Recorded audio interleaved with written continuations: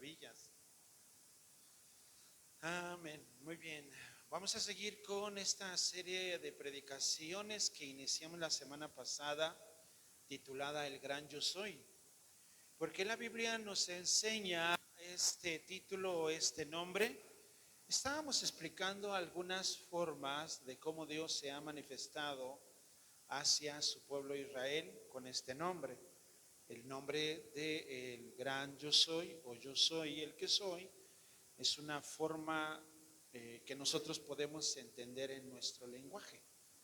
Pero el nombre de Dios en el hebreo es un tetagrama que va constituido por pura consonante. No hay vocales. Entonces suenan como si tuviesen vocales, pero no las tienen. Entonces es poder decir Yahvé o Yahweh, que sería la forma de cómo Dios se manifiesta o se presenta. Algunos judíos le han mencionado el nombre de Dios como el Jehová. Y el nombre de Jehová, al igual es igual de válido que este significado, porque el nombre de Jehová es un nombre que ha sido descrito con el griego latín, es griego latinizado, para que podamos nosotros entenderlo mucho mejor.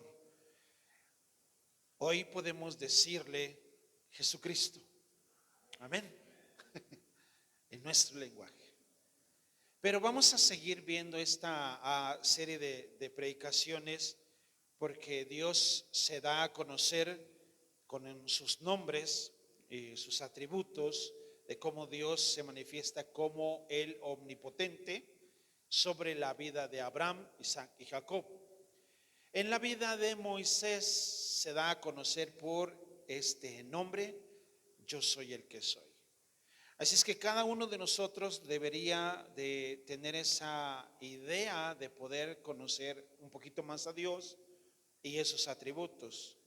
Quiero que hagamos una oración para que el Señor sea dirigiéndonos, podamos recibir su palabra, me use para que también pueda explicar con claridad lo que dice su palabra. Oremos. Señor, a ti damos gloria, honra y honor, porque tú eres digno, Señor, tú la mereces. Nos muestras tu gloria, tu poderío, tu señorío. Muchas gracias, Señor. Hoy pedimos de tu guía, de tu dirección, que hables a tu iglesia, Señor, para que también ellos puedan aprender, crecer en tu palabra, conocer, Señor, de qué forma te has venido manifestando en todo este tiempo, Señor, y todo esto lo podemos saber a través de tu palabra. Háblanos, Señor, y también pido que uses mi vida, uses mi ser para que pueda comunicar, Señor, lo que dice tu palabra hacia tu iglesia. Te lo pido en el nombre de Cristo Jesús. Amén. Muy bien. Vamos con esta forma de poder entender lo que nos enseña la Biblia de una forma para ir narrando. En el libro de Génesis nos enseña que Dios creó los cielos y la tierra. El nombre tan solo, que no es un nombre, pero la descripción que el libro de Génesis nos enseña cómo Dios creó los cielos y la tierra en el original hebreo es la palabra Elohim o Elohim, así. Entonces, cuando vemos este nombre o descripción que nos enseña, de acuerdo a Génesis 1:1, en el principio dice que Él creó los cielos y la tierra. Ahora, ¿quién creó todo esto? Elohim. ¿Y qué significa Elohim? Bueno, este tiene un significado que es poderoso creador o que significa igual, la forma traductiva o traductora es dioses o los dioses crearon los cielos y la tierra. En el libro de Génesis nos viene enseñando no la forma individual de un solo Dios, sino la forma plural para describir a alguien más. Entonces, en el libro de Génesis, cuando Dios dice, hagamos al hombre a nuestra imagen, no está hablando solo de sí como persona, sino está usando una segunda o tercera persona al describir la frase hagamos. Entonces, podríamos pensar que hay más de uno, pero no, es uno, aunque hay una forma de discutir todos estos puntos, porque algunos creen en lo que es la Trinidad y otros creen en la unicidad. La unicidad nos enseña que hay un solo Dios, y eso es cierto. Pero también la Biblia, ni la palabra unicidad ni la palabra Trinidad vienen en la Biblia. Pero podemos entender que Dios es uno, Dios es uno. Pero Dios se ha manifestado como hagamos al hombre a nuestra imagen. Y nos muestra tan solo el pentagrama de su palabra Yahvé, donde se describe como el Todopoderoso. Ahora, en la Biblia hay hombres que describen que Dios no es hombre. Otra vez lo vuelvo a decir. En la Biblia hay hombres, hay personajes que dicen que Dios no es hombre. ¿Y cómo es que Dios no es hombre? Por supuesto, el hombre es señalado o conocido como un ser que miente, que engaña, que cambia, que es variable. Así es el hombre. Los hombres o los seres humanos, hombres y mujeres, variamos, cambiamos, decimos sí, decimos no, decimos sí al no y decimos no al sí. Y somos muy variantes, incluso muchos somos bipolares. Quiero decir somos porque a veces somos cambiantes, ¿no? Y tenemos esa forma de cambiar. Y la Biblia nos enseña que Dios no tiene sombra de variación. Dios nunca cambia. Él lo dice y Él lo hace. Si usted encuentra en la Biblia palabras como la frase que está en el libro de Génesis de me arrepiento de haber creado a la humanidad, no quiere decir que Dios hubiese cometido un error. No. No quiere decir de que Dios ahora quiere cambiar las cosas como una finalidad, pero Dios tiene un claro objetivo de lo que Él desea en la vida de la humanidad y en su creación. Como Dios no tiene sombra de variación, Él nunca cambia, Él es Él, por eso Él es el yo soy, es una forma de cómo se describe su señorío, su potencial. Ahora, tenemos tres personajes en la Biblia que nos describen que Dios no es hombre. Quiero que voltees a ver a tu hermano que está a tu lado y quiero que le digas esta frase: Dios no es hombre, pero quiero que voltees a ver a tu hermano que está a tu lado. Dile: Dios no es hombre, ni un ser humano, Él no tiene principio y ni tiene fin. Amén. Ahora, Dios exactamente no es hombre. Nosotros los hombres, los seres humanos, tenemos un inicio y tenemos un fin. Dios no tiene principio, Dios no tiene fin. Y entonces uno podría decir, ¿cómo es eso que Dios no? ¿Quién creó a Dios? Dios es Dios. Si alguien hubiese creado a Dios, entonces Dios no sería Dios. Porque alguien lo hubiese creado, entonces ese ser que creó a Dios, entonces sería Dios. Dios es Dios y siempre ha existido. Y la semana pasada yo les decía que nuestra mente es una mente finita, es una mente limitada. Si usted me preguntara o le preguntara a un sabio, a uno que se las da de conocer mucho y ¿por qué es esto? ¿Por qué aquello? Y algunas buscan la forma de explicar algo que no tiene una explicación. Por ejemplo, si usted me pregunta a mí, ¿y cómo es eso que Dios Siempre ha existido. No sé, no sé. Dios es Dios y ¿para qué me complico el existir? Porque sería una forma de querer complicarme el existir. Pues Dios existe y punto y ya. Si quiero complicarme el existir, voy a buscar algo que la verdad nunca lo voy a encontrar porque Él es infinito. Nunca voy a poder comprender su naturaleza.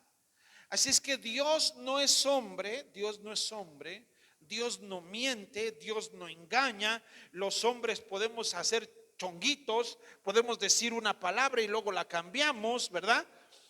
Tú dijiste una vez esto y no lo hiciste. Es un hombre, comete errores. Tú prometiste hacer esto y no lo has hecho. Pero Dios promete algo y lo hace. Dios dice algo y lo hace. Porque Dios no es hombre. Sí podemos entender eso. Ahora, entonces vamos a ver tres personajes rápidamente. Uno se llama Balaam, el profeta Balaam. Él dijo claramente, este profeta, a pesar de que era un profeta interesado en la lana, en sus intereses, a pesar de eso Dios le hablaba y Dios se comunicaba con él, porque Dios le llega a revelar que él no tendría que maldecir a la nación de Israel. Ahora, ¿por qué Balaam dice que Dios no es hombre? Porque cuando Dios dice, te juro que te voy a bendecir,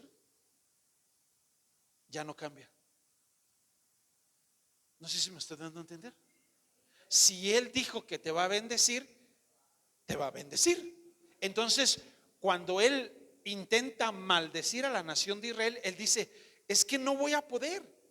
No voy a poder, ¿por qué? Porque Dios ya la bendijo. Y lo que Dios bendice ya nadie puede maldecir. Y por eso Balaam dice, porque Dios no es hombre para que cambie y que diga, sí, cometió un error, ya no lo bendigas, ahora maldícelo. No, simple y sencillamente lo que Dios dice, eso es lo que se hace. Entonces Balaam es uno de los personajes que dice que Dios no es hombre para que mienta, ni hijo de hombre para que se arrepienta. Él dijo y lo hará, habló y no lo ejecutará, según Números 23:19. Entonces Dios es un Dios que dice algo y lo cumple. Le prometió algo a Abraham y se lo cumplió. Le prometió algo no solamente a Abraham, a Isaac y a Jacob, porque Él se muestra como el Dios omnipotente. Y si Dios se muestra como el Dios omnipotente, este hombre llamado Balaam pudo reconocer que Dios no es hombre. Otro hombre que también reconoce que Dios no es hombre es Samuel. En el primer libro de Samuel, capítulo 15, verso 29, dice el verso 29, además, el que es la gloria de Israel no mentirá, ni se arrepentirá, porque no es hombre para que se arrepienta. Ajá, esto es maravilloso porque Dios, una vez más, no es un hombre que diga él, me equivoqué, la regué. Entonces, Dios te hizo así, Dios te formó así, Dios no comete errores. Te hizo tan especial y tan esencial. Tú puedes decir que no te gustas como eres. Tú puedes decir eso, pero Dios te hizo especial. O sea, Dios no cometió un error contigo. No lo cometió. Dios te hizo tan especial y eres único. Recuerda, eres único. Dile a tu hermano que está a tu lado, eres único. Dile, eres único. No hay otro como tú. Dile así, dile, no hay otro como tú, hermano. No había visto una persona igual a ti. Eres único. Entonces Dios no es hombre para que mienta, se arrepienta y la regué con esta persona. No.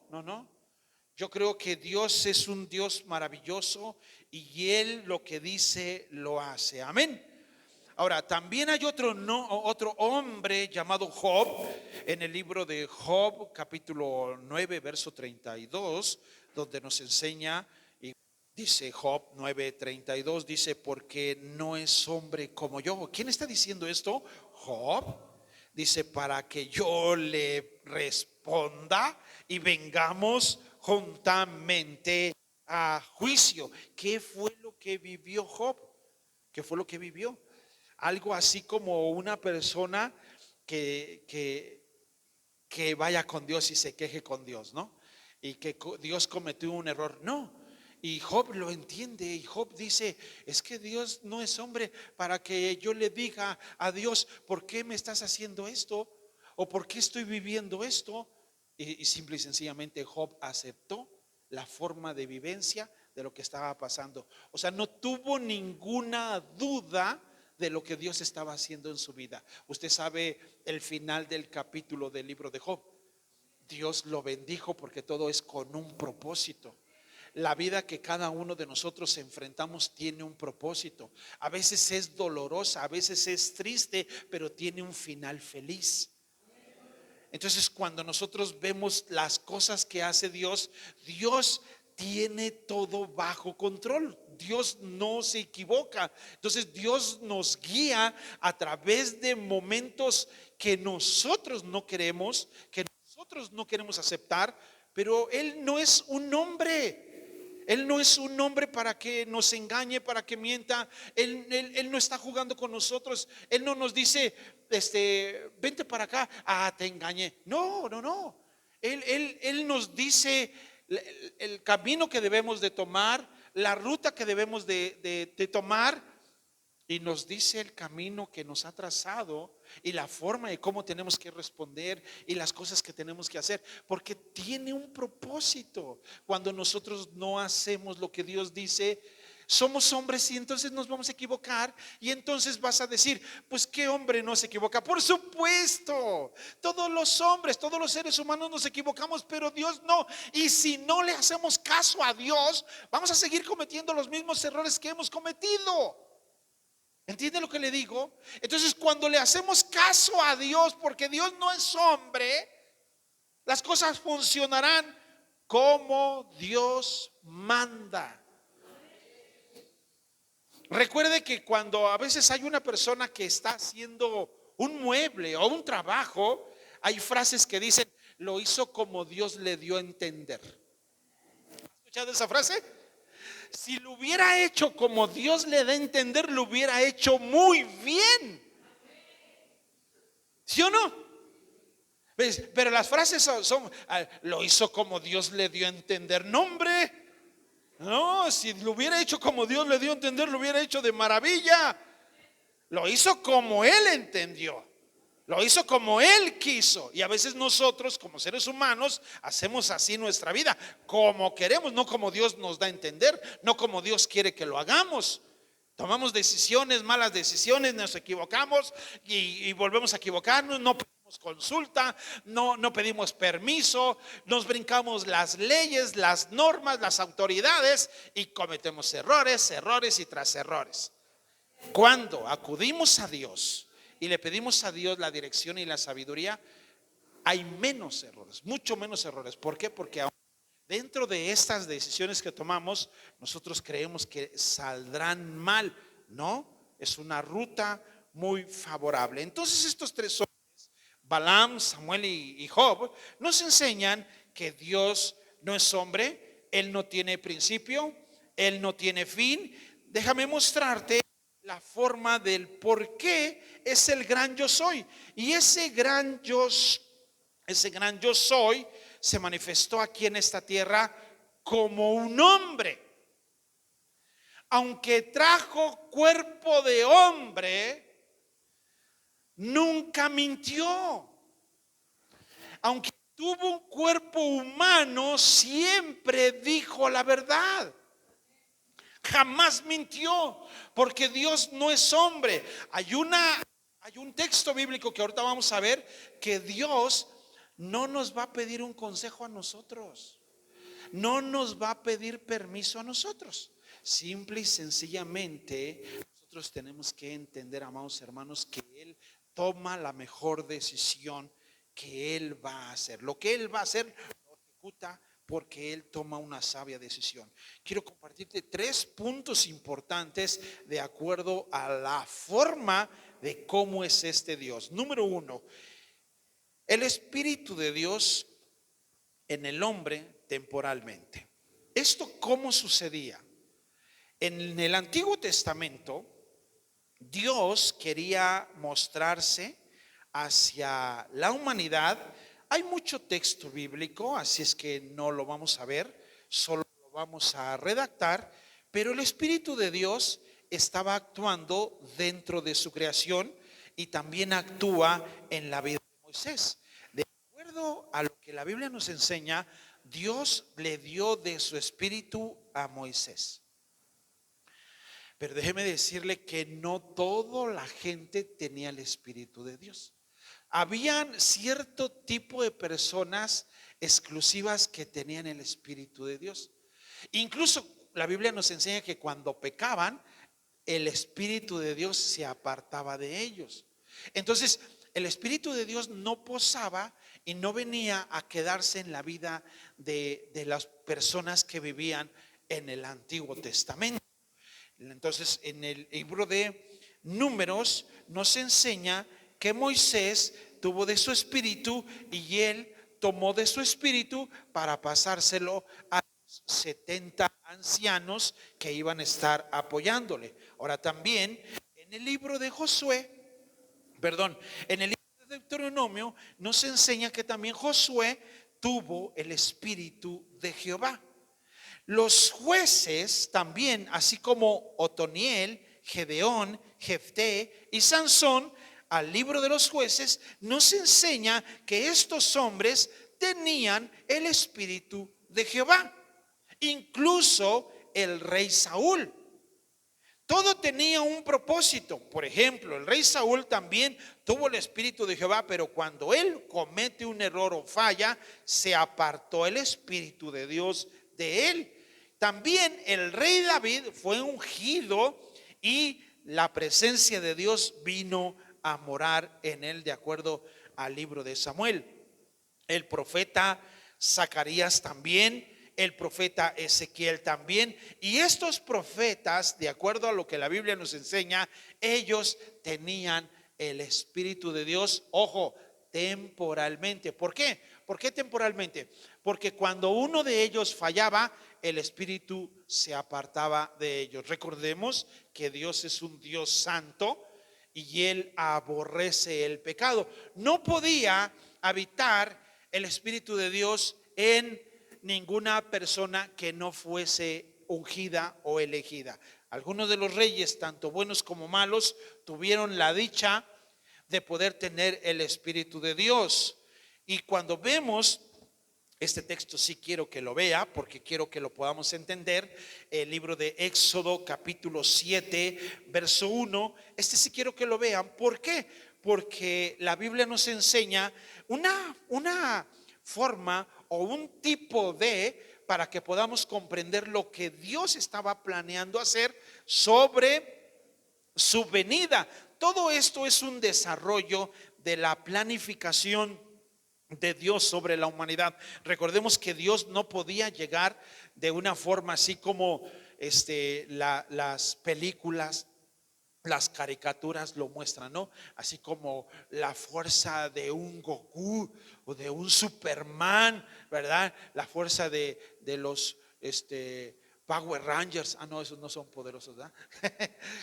No, la fuerza como de esos seres, ¿verdad? Que venían de otro planeta y con una fuerza increíble y rompían piedras y todo eso. No vino así Dios, así como una forma de manifestarse. Recuerde que Dios tuvo que escoger no un hombre, sino una mujer para poder nacer por ahí, llegar a esta tierra de una forma y respetando las leyes de la naturaleza, las leyes de la física. ¿Y cómo pudo él respetar todo para que pudiese llegar él? O sea, él no llegó y se plantó y yo soy Jehová. y arrepiéntanse ahora, o si no, miren, los fulmino y todos, si es Jehová. No. Él se presentó de una forma tan delicada, tan inocente, que nació y fue un bebé, fue un joven. Pasó la adolescencia, pasó la juventud, hasta llegar a la edad de 30 años. Y esto nos da un parámetro más o menos para que pudiésemos entender. De acuerdo a Éxodo capítulo 7 verso 1, dice que Jehová le dijo a Moisés, fíjese lo que le dice Dios a Moisés: mira, yo te he constituido, ¿cómo? ¿Cómo le dice? ¿Cómo le dice? Dios para Faraón, y tu hermano Aarón será tu profeta. ¿Cómo y por qué le dijo esto Dios a Moisés? ¿Qué es lo que hace un Dios? ¿Y qué es lo que hace un profeta? Hay una gran diferencia. Ahora, ¿Moisés era Dios? No. Pero Dios le enseña a Moisés un tipo de lo que él iba a hacer en un humano. Si Dios le da un título a Moisés, dice, como Dios, para Faraón, para que pudiese tener un mismo nivel, un mismo rango, y le pudiese llegar y decir, mira, con esta orden vengo. No nada más porque sí estoy apareciéndome aquí. Porque pudiese ver a Faraón, porque la cultura egipcia, pues todos ellos eran dioses. Y el rango más alto, pues era Faraón. Usted lo sabe, de acuerdo a lo que Faraón le dijo a José, dice, tú vas a ser mi segundo, solo yo siempre seré más que tú. Entonces, Moisés tenía el mismo nivel que Faraón. Ahora, ¿por qué Dios le dice esto a Moisés? Para que se preparara al pueblo de Israel, para que entendiera el pueblo de Israel que Dios llegaría en un cuerpo humano, literalmente Dios. Pero no estábamos listos y no estaba lista la humanidad para todo eso. Es como cuando alguien se toma un vaso de leche entera y no está listo para eso, ¿verdad? No está listo, se suelta. Entonces podemos ver que Dios en su espíritu solo estaba temporalmente. Punto número 2. Ahora, Dios promete ya en las profecías dar su espíritu, ojo, a toda carne. En el libro de Joel, capítulo 2, verso 28, él dice, y después de esto derramaré mi espíritu sobre toda carne. Esto me impresiona porque, ¿por qué no en el Antiguo Testamento? ¿Y por qué ahora sí Dios derramaría su espíritu a toda carne? ¿Qué tenía que ver esto? Pues la gran diferencia de la presencia del Mesías o del Cristo. Eso era lo que iba a marcar la diferencia. ¿Por qué?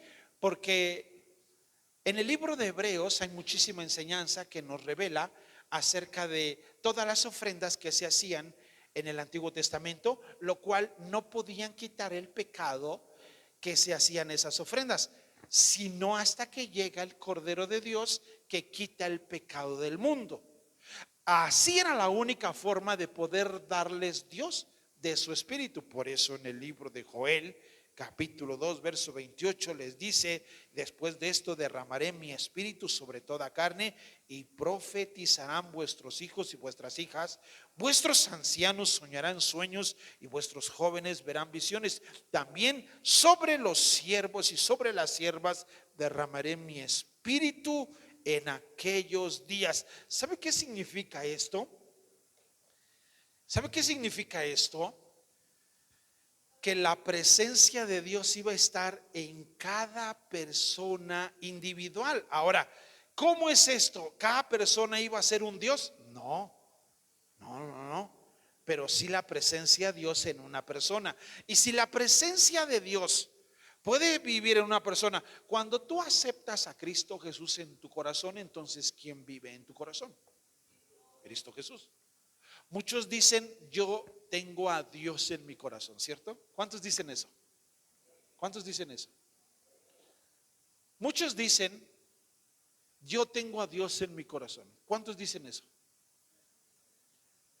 Muy poquitos lo dicen. ¿Vieron?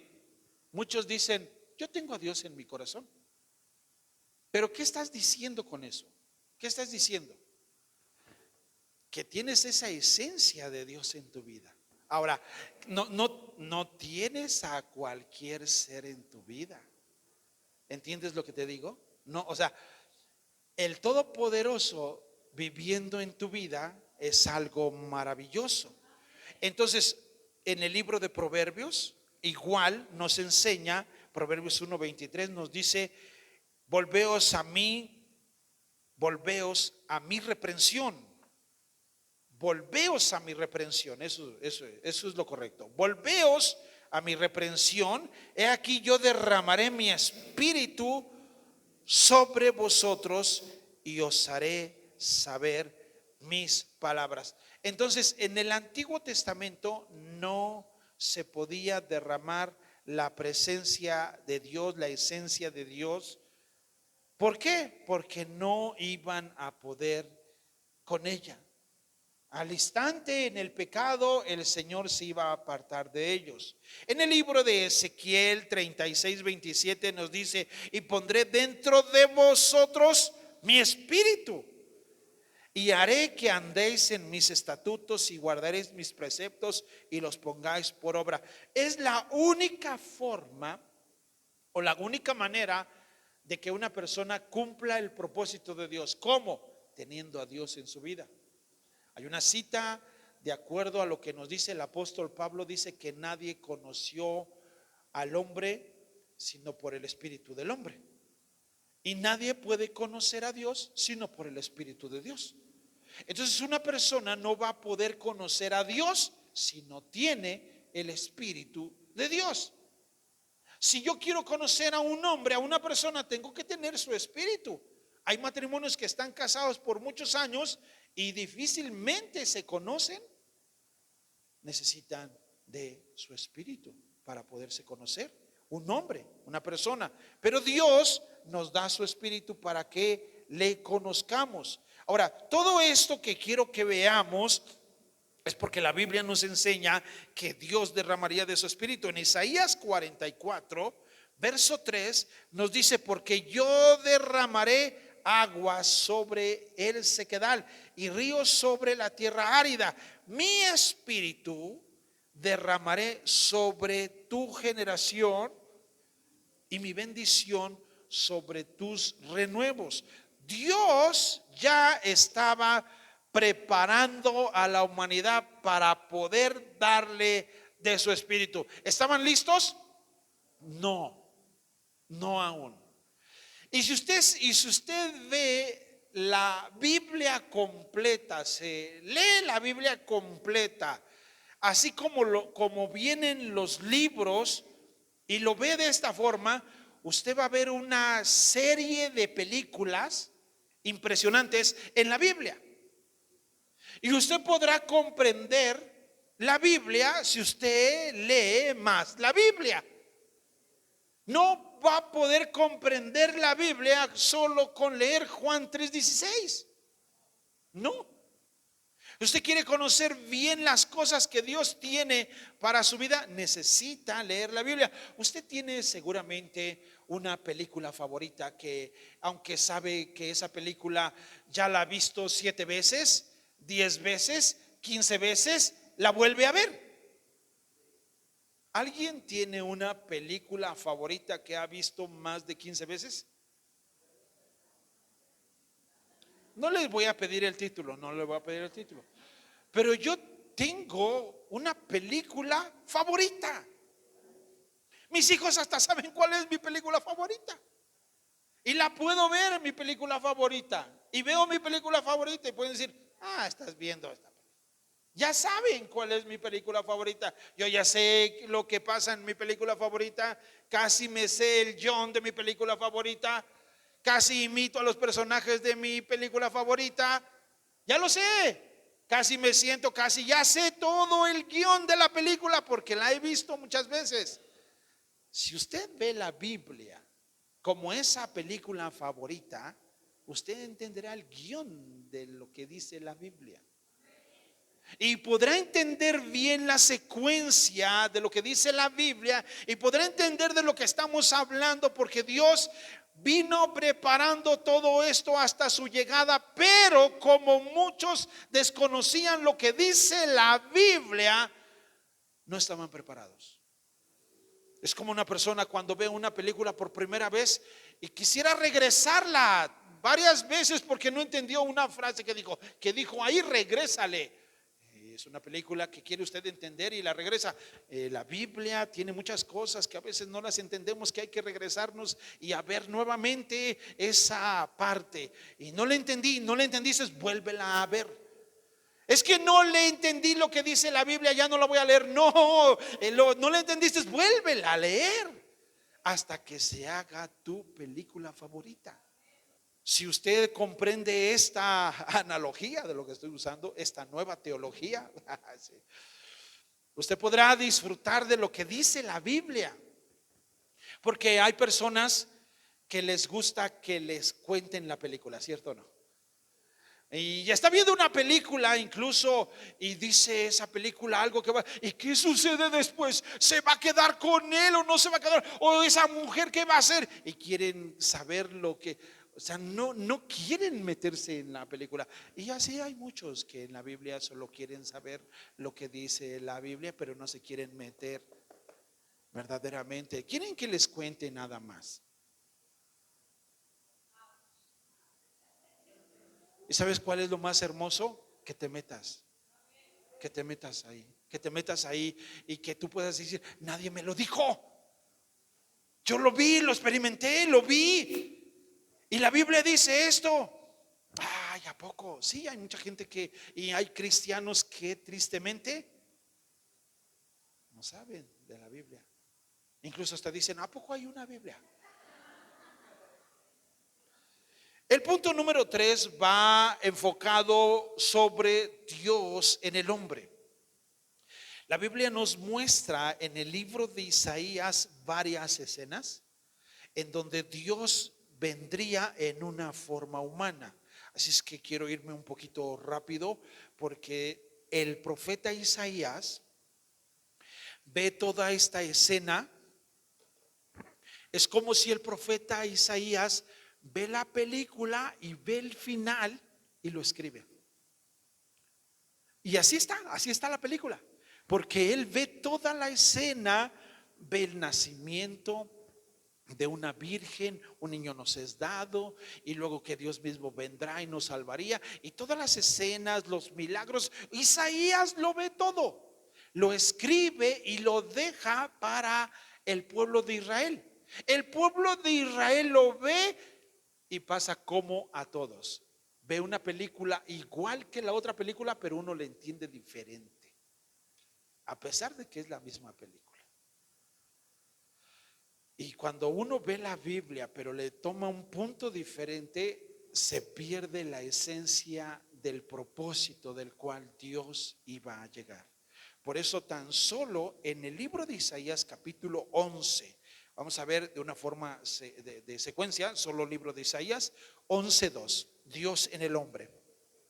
Dice, y reposará sobre él el espíritu de Jehová, espíritu de sabiduría y de inteligencia, espíritu de consejo y de poder, espíritu de conocimiento y de temor de Jehová. Mire, está hablando de que Dios posaría en una persona con todo este poder. ¿Quién es esa persona? Claro está que es Jesucristo. Pero antes de que llegase ese momento, nadie sabía que era Él. Cuando Él les dice que es Él, no lo creían. ¿No ha visto usted de casualidad algunos videos en YouTube de un judío discutiendo estos puntos acerca de que Jesús es un mentiroso, de que Jesús no es el Mesías? Y hay muchos judíos que no creen en Él, no lo creen, no lo aceptan como tal. Hay muchos judíos que sí se han convertido al cristianismo y refutan todo eso. Ahora, cuando la Biblia nos enseña y nos muestra tan solo en el libro de Isaías lo que Dios iba a hacer, y nos está mostrando en este texto, ¿quién del Antiguo Testamento tuvo estos 7 espíritus? ¿Quién? Nadie. Solo la presencia de Dios llegaba como el espíritu en Moisés. Y ya, hasta ahí. Pero ¿quién iba a tener el espíritu de Jehová? El espíritu de sabiduría, el espíritu de inteligencia, de consejo, de poder, de conocimiento, de temor de Jehová. ¿Quién? ¿Quién iba a tener estos 7 espíritus? ¿Quién? Recordemos que el número 7 es el área de la perfección que habita en Cristo Jesús. Y esto es lo que Dios estaba preparando en Isaías capítulo 42, verso 1. Él dice esta frase. Dice Dios así: he aquí mi siervo, yo le sostendré, mi escogido, en quien mi alma tiene contentamiento. He puesto sobre él mi espíritu. Él traerá justicia a las naciones. Ahora, ¿Dios pone su espíritu? Sí. Y todos podemos entender que pues es un hombre y solo tiene el espíritu de Dios. ¿Eso me hace Dios? No. Pero lo curioso es que Dios no solamente le está dando esto a este hombre Mesías o el Cristo escogido, sino que también el mismo texto nos enseña en Isaías 61:1, dice: el espíritu de Jehová el Señor está sobre mí, porque me ungió Jehová, me ha enviado a predicar buenas nuevas a los abatidos y vendar a los quebrantados de corazón, a publicar libertad a los cautivos y a los presos, apertura de cárcel. Ahora, ¿quién está diciendo esto? Esto prácticamente es como si lo dijera el profeta Isaías. Déjeme le pregunto, ¿es el profeta Isaías el que dice esto para sí o lo dice para otro? Lo está diciendo para otro. Entonces, cuando vemos lo que Dios está haciendo, es evidente que Dios daría su espíritu, que Él es espíritu, Dios es espíritu, Dios no tiene cuerpo, Él es eterno, no tiene una forma corporal, pero quiere manifestarse, quiere que le conozcamos, nos crea a su imagen y semejanza. De acuerdo a lo que dice el libro de Génesis, Él nos provee para ser santos, limpios, para llegar a esta tierra, y Dios deja indicaciones claras de cómo sería su llegada y su manifestación. Isaías 43:10, fíjese, quiero que veamos esto con lupa, por favor, porque es algo muy interesante. Isaías 43:10. Y es la forma del gran yo soy, cómo se manifestó en este mundo, en esta tierra. Isaías 43 dice: vosotros sois mis testigos. ¿A quién se lo está diciendo? Al pueblo de Israel. ¿Qué es un testigo? ¿Qué es un testigo? Una persona que presencia algo, que está ahí, que lo ve. Y Dios les dice: vosotros sois mis testigos, dice Jehová, y mi siervo que yo escogí, para que me conozcáis y creáis y entendáis. Mira la frase: que yo mismo soy. Antes de mí no fue formado Dios, ni lo será después de mí. Eso queda claro, ¿cierto?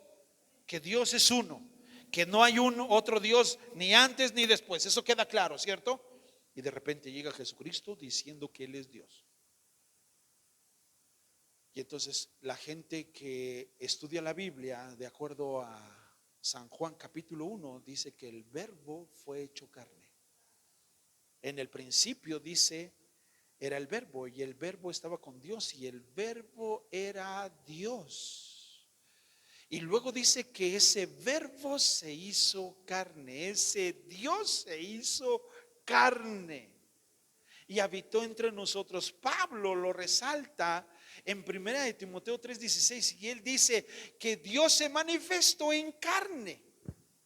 Y por eso Dios se manifiesta de una forma corporal.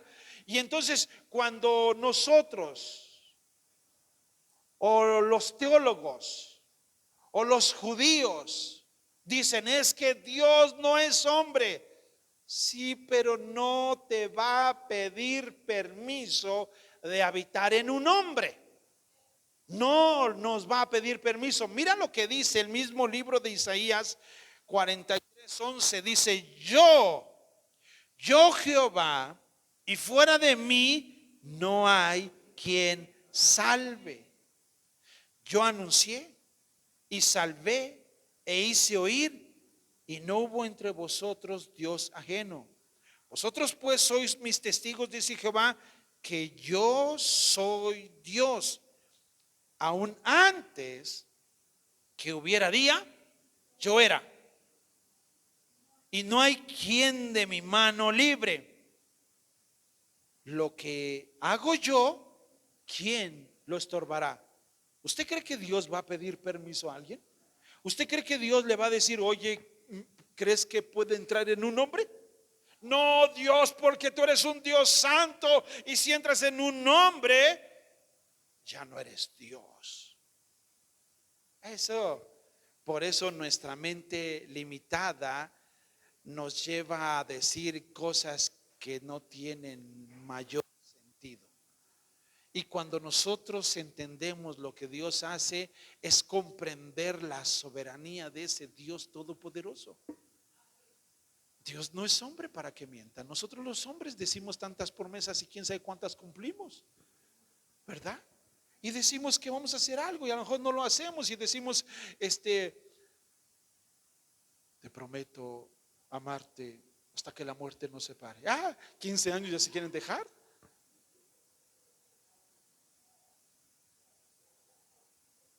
¿Estamos aquí? Dios no es hombre. Dios prometió algo. Dios prometió guardarte, protegerte. Créele a Dios, créele al Señor, cree sus promesas. Si Él te da una promesa, créelo. Si Él te dice que vas a ser sano, créelo. El hermano Emanuel le creyó a Dios y ahora disfrutan de un precioso hijo. Dio su testimonio. El hermano Arturo le creyó a Dios y fue sanado.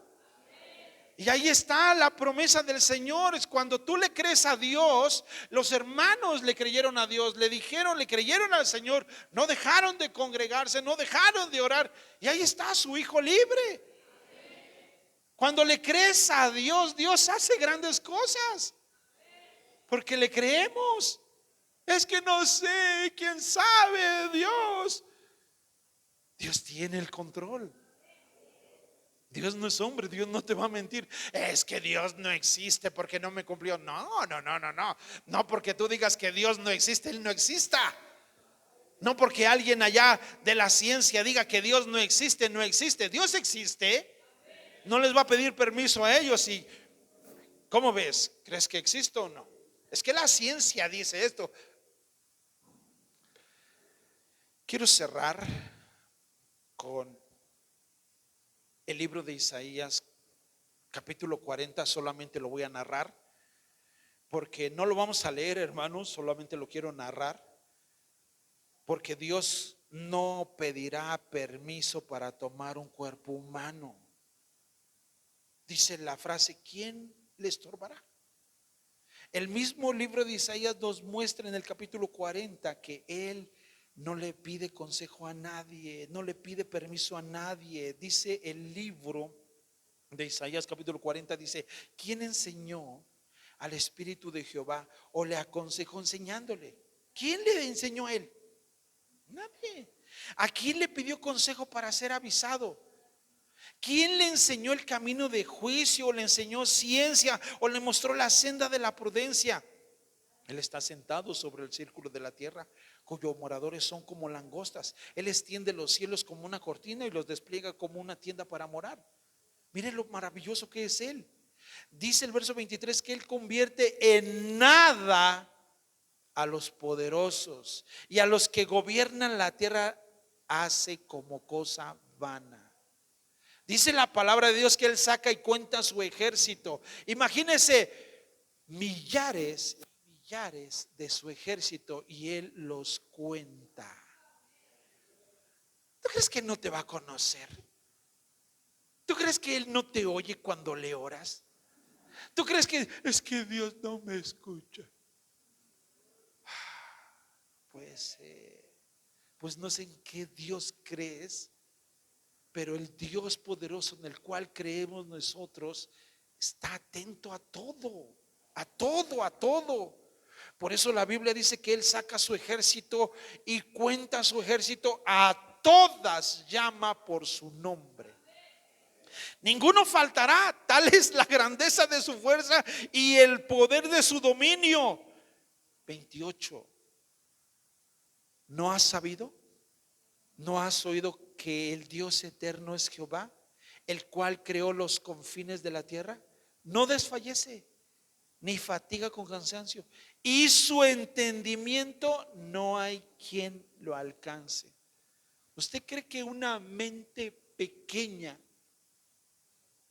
que tenga el coeficiente intelectual más alto a nivel humano, usted cree que alcance el nivel consciente de Dios? Es que yo estudié ciencia y hay hoyos negros en el universo. Hay hoyos negros. Y todo esto fue por causa del Big Bang y del choque, y así sucedió. Ahora resulta que nosotros le vamos a enseñar al Todopoderoso. Amados hermanos, Dios es el que creó todas las cosas.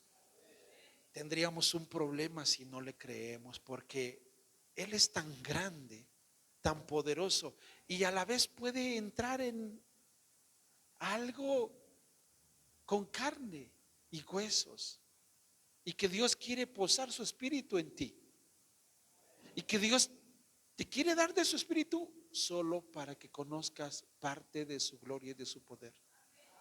Y mira lo maravilloso que es Él. Dios te deja ver cierto tipo de cosas, milagros, como lo que nos contaba el hermano Emanuel.